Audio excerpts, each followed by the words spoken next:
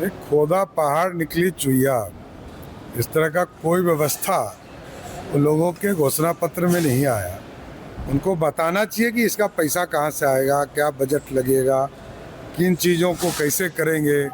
15 साल जो लालू जी ने राज किया उसका क्या बार माफ़ी मांगा, ये सब जानकारी देना होगा ना।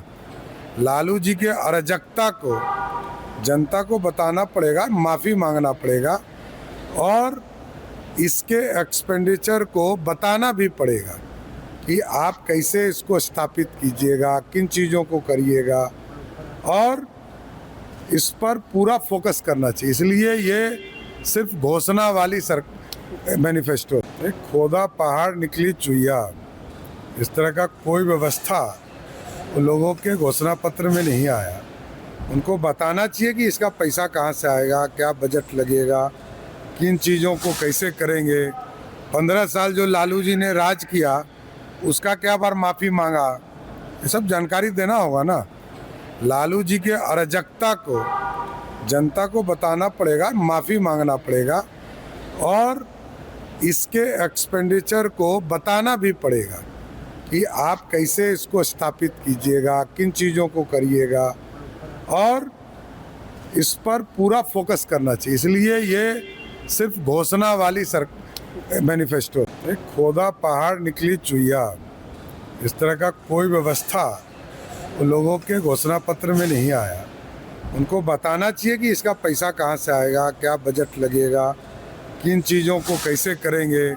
15 साल जो लालू जी ने राज किया उसका क्या बार माफ़ी मांगा, ये सब जानकारी देना होगा ना। लालू जी के अराजकता को जनता को बताना पड़ेगा, माफ़ी मांगना पड़ेगा और इसके एक्सपेंडिचर को बताना भी पड़ेगा कि आप कैसे इसको स्थापित कीजिएगा, किन चीज़ों को करिएगा और इस पर पूरा फोकस करना चाहिए। इसलिए ये सिर्फ घोषणा वाली मैनिफेस्टो। एक खोदा पहाड़ निकली चुईया, इस तरह का कोई व्यवस्था उन लोगों के घोषणा पत्र में नहीं आया। उनको बताना चाहिए कि इसका पैसा कहाँ से आएगा, क्या बजट लगेगा, किन चीज़ों को कैसे करेंगे। 15 साल जो लालू जी ने राज किया उसका क्या बार माफ़ी मांगा, ये सब जानकारी देना होगा ना। लालू जी के अराजकता को जनता को बताना पड़ेगा, माफ़ी मांगना पड़ेगा और इसके एक्सपेंडिचर को बताना भी पड़ेगा कि आप कैसे इसको स्थापित कीजिएगा, किन चीज़ों को करिएगा और इस पर पूरा फोकस करना चाहिए। इसलिए ये सिर्फ घोषणा वाली मैनिफेस्टो।